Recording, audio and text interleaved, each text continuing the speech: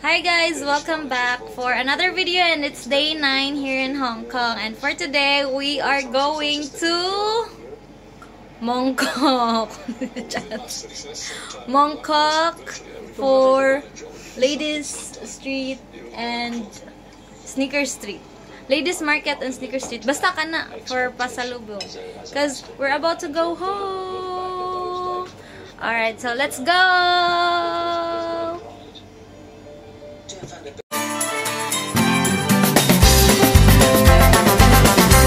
Guys, same Japon. Chim Chachoy, naog sa Mongkok. Naog ninyo sa Mongkok. Exit D. D3.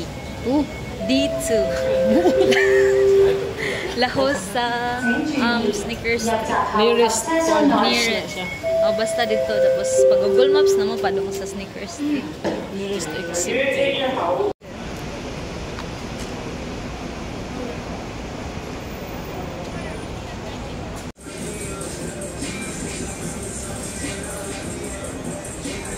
Uy, familiar! Familiar! Tagbilan eh. How much this one? What did you buy, Bababs? Taro bubble milk tea. And I'll try octopus there on the other side. I have lots of money. What's that? Egg waffle. Original?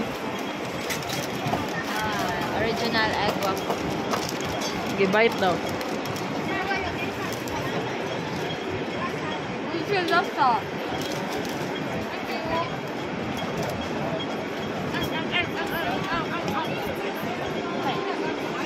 Where are you right now? Sneaker Street, Mongkok. Nice. Kumusta naman yung mga egg waffle? Okay lang. Camera. Okay, it's 5 a.m. Ano pagtanaw? And we're about to go. We're all done. We're all prepped. And hello, Philippines. Hello world. Hello to the real world. Reality na tayo. Mukod-god na sadta. Bye-bye, pig.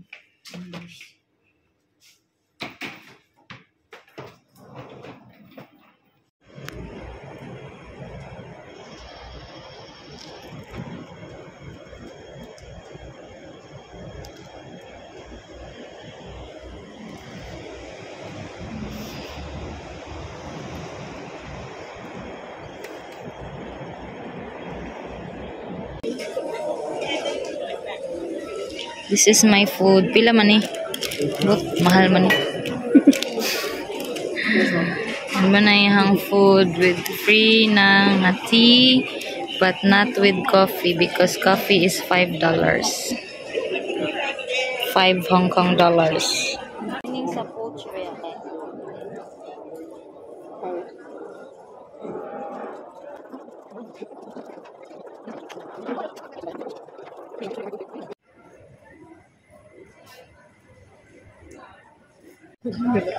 We're now here in Hong Kong International Airport, and we're boarding. Di mo kita. Kita mo itong linya tato.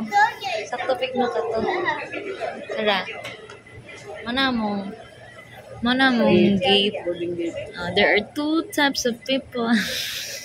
Itaas kigling nyo. Barog pa man sila. Wala pa start og nag-start. So, wait lang sa amin diri. And guys, 2 hours ang biyahe pa dong Manila. And mag-layover pa mi sa Manila for 4 hours. So, mag-unsa na mi sa airport. But anyways, we're going home. Our journey ends here na. By the way, kasuday ninyo guys, wala namin nag-vlog no kay paspas kayo ang mga panghitabo.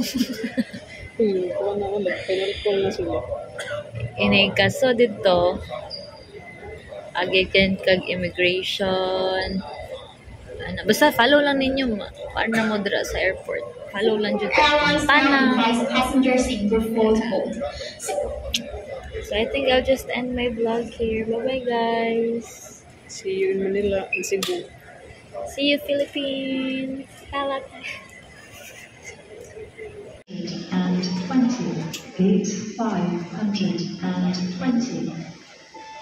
请注意，搭乘国泰航空 CX450JL704。Hindi na mo, ma'am. Pero original beat. Oo, ako mo eh. That beat, that no. Bababs.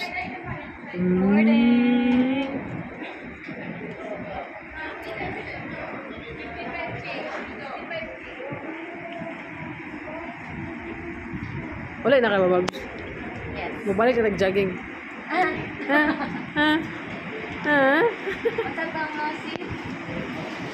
21A and B. So, mauna ni siya guys, the most awaited part, the gastos reveal. Ila man juta na namang gasto dito sa Hong Kong. So, disclaimer or just take note nga these expenses are already good for two. Okay, wala na ako gitunga-tunga. So, this is good for two persons na. Let's start with the pre-travel expenses. And first is the airfare.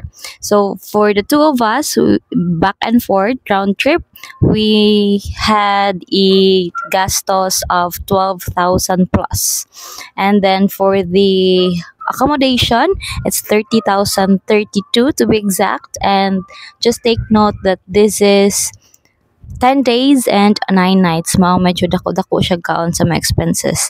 And also we made sure nga nami travel insurance before mini larga there is a Pinas, and that's 1,138.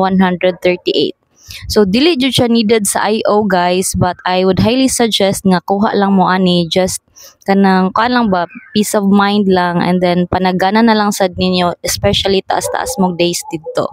And then we also have travel tax. It's 3,240 and good for two na sad na siya. Okay, now let's go to our Klook activities. So pag adto na mo dito, what mi nag-book og Klook kay di ba maagi pa mig immigration. So among Klook activities, we book it like a day before. So for example, today pag abot na mo then og mamadto mig Disneyland, like today pa na mo siya gi-book. So pwede ra na siya guys. So these are our Klook expenses. First is the Disneyland, and this is 13,350, good for two. Okay, then next one is the Ocean Park. It's 6,352. Second is the Peak Tram plus Sky Terrace. Package na siya, which is 1,792.60. And then lastly is the Ngongping 360. Katong cable car, and it's 2,660. So that's for the Klook activities. Now next is to the amuang gi-withdraw nga Hong Kong dollars. So Hong Kong dollars na lang, a total of 4,900. Okay, so we have go time, gibutang na mo dito ang peso nga kwarta, and then pag abot sa Hong Kong is nag-withdraw me to through China Bank, and a total of 4,900 Hong Kong dollars. And then pag uli na mo is nabilin pa mig 460 Hong Kong dollars, equivalent na siya to 3,000 plus in peso. So a total of among pocket money dito when it comes to peso is 33,438.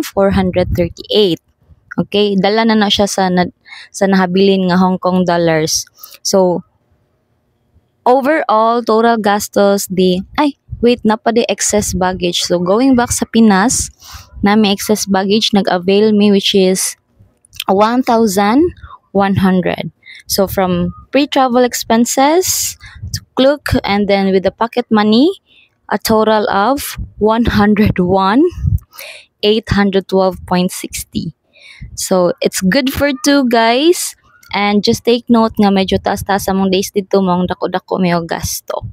So, ayon lang siya. So, hope that's helps and namoy nakuha ang idea ato.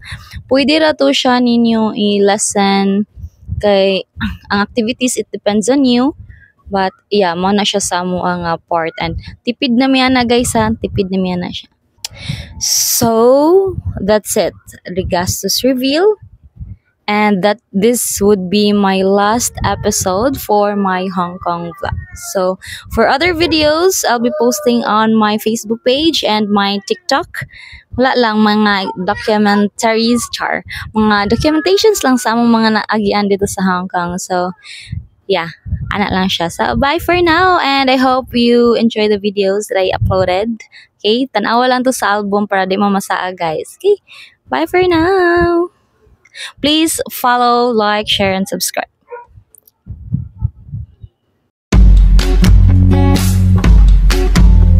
My morena, girl, my morena.